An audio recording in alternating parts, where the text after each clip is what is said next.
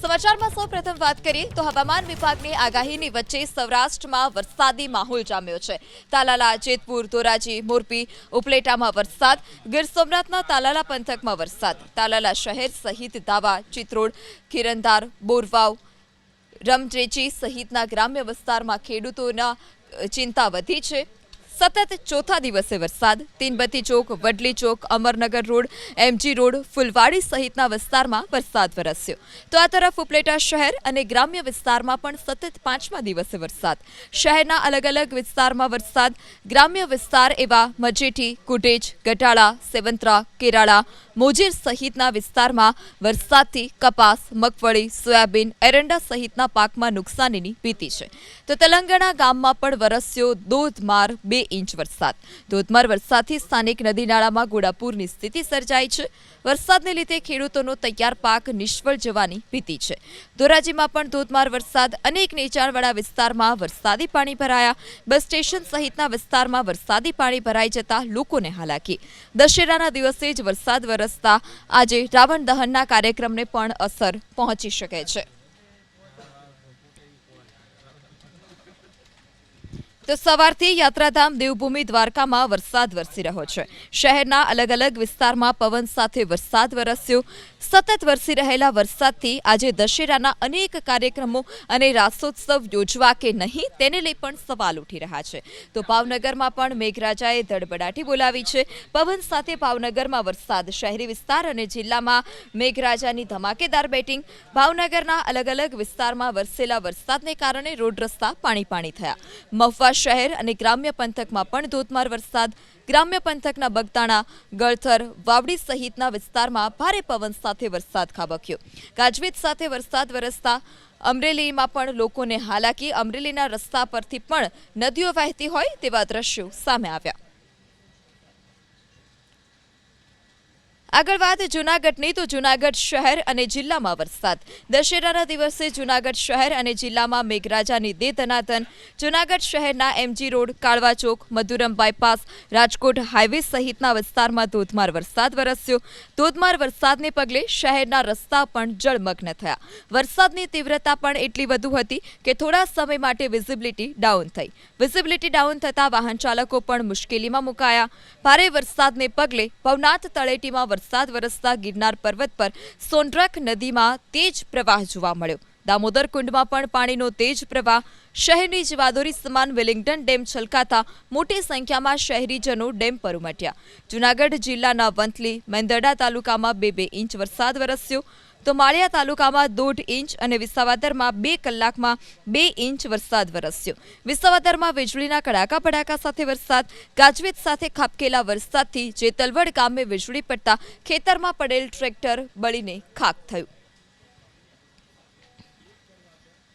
તો સતત વરસી રહેલા વરસાદને કારણે અમરેલીના જાફરાબાદ પંથકમાં ખેતી પાકને વ્યાપક નુકસાન થયું। ત્યારે અમરેલી જિલ્લામાં પણ ધોધમાર વરસાદ છે। રાજુલાના કોસ્ટલ બેલ્ટ વિસ્તારમાં વરસાદ, ડુંગર, કુંભારિયા, દેવકા સહિતના ગામોમાં વરસાદ જોવા મળ્યો। ત્યારે કોસ્ટલ બેલ્ટમાં વિસ્તારમાં વરસાદ, અમરેલીમાં સાર્વત્રિક મેઘમહેર। છેલ્લા 3-4 દિવસથી સતત વરસાદને કારણે ખેતરો હજુ પણ પાણીથી તરબોળ છે। ડુંગર, કુંભારિયા, દેવકા સહિતના ગામોમાં વરસાદ। ત્યારે સતત વરસી રહેલા વરસાદને કારણે અમરેલીના જાફરાબાદ પંથકમાં ખેતી પાકને વ્યાપક નુકસાન થયું। જાફરાબાદના ગ્રામ્ય પંથકમાં છેલ્લા થોડા દિવસથી સતત વરસાદ વરસી રહ્યો છે ત્યારે લોર ગામે ભારે વરસાદથી ખેડૂતો પણ ચિંતિત બન્યા। લોર ગામમાં કપાસ અને મગફળીનું મોટા પ્રમાણમાં વાવેતર કરવામાં આવ્યું છે પરંતુ છેલ્લા થોડા દિવસોથી સતત વરસી રહેલા વરસાદથી ખેતરોમાં વરસાદી પાણી ભરાયા છે। ખેડૂતોને પાક નિષ્ફળ જવાની ભીતિ।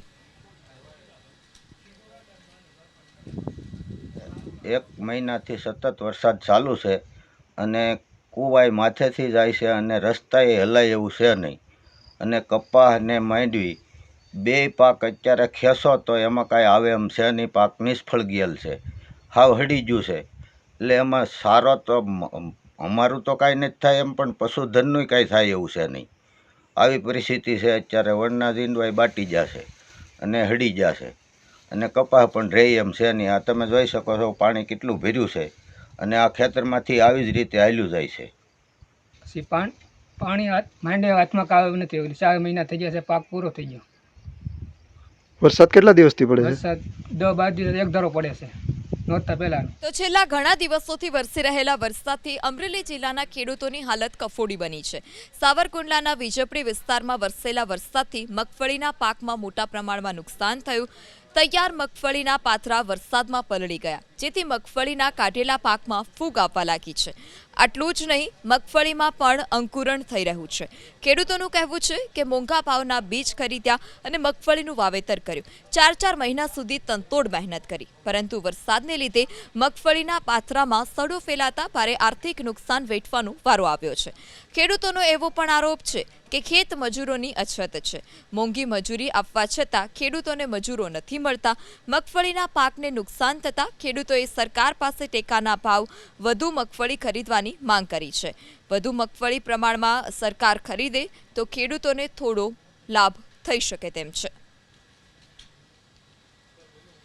તો આ તરફ જૂનાગઢ જિલ્લામાં પણ ખેડૂતોની હાલત કફોડી છે. સતત વરસી રહેલા વરસાદથી ખેડૂતોના પાકને નુકસાન થયું છે. જિલ્લા પંચાયતના પ્રમુખ હરેશ ઠુમ્મર કે આજે તેઓ મેંદરડાના ગ્રામ્ય પંથકમાં પહોંચ્યા. અસરગ્રસ્ત વિસ્તારની તેઓએ મુલાકાત લીધી. હરેશ ઠુમ્મરે નુકસાનીનો સર્વે કરી ખેડૂતોને સત્વરે સહાય ચૂકવવા સરકારને રજૂઆત કરી.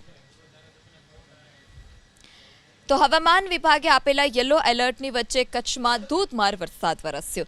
ભુજમાં પવન અને ગાજવીજ સાથે ધોધમાર વરસાદ. ભુજ શહેરની સાથે દેસલપર, માનકુવા, સુખપર સહિતના ગ્રામ્ય વિસ્તારમાં પણ ધોધમાર વરસાદ.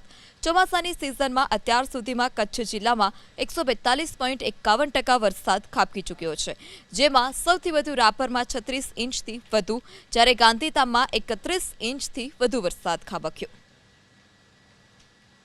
આગળ વાત વડોદરાની, તો વડોદરાના શિનોર પંથકમાં વરસાદ. શિનોર શહેર અને આસપાસના ગ્રામ્ય વિસ્તારમાં ભારે પવન સાથે ધોધમાર વરસાદ. રસ્તાઓ વરસાદી પાણીથી તરબોળ થયા. શિનોર શહેરની સાથે સાદલી, ઉતરાજ, અવાખલ, દિવેર, તરવા, મીંડોળ, સુરાશામળ, ટિમ્બરવા સહિતના ગ્રામ્ય વિસ્તારમાં પણ ભારે પવન સાથે વરસાદથી ખેડૂતોની ચિંતા વધી છે. શિનોર તાલુકામાં વરસેલા વરસાદથી કપાસ, એરંડા સહિતના ખેતી પાકમાં નુકસાનીની ભીતિ છે. વડોદરાના શિનોરમાં ચોમાસાની સિઝનમાં અત્યાર સુધીમાં 42.95% વરસાદ વરસી ચૂક્યો છે.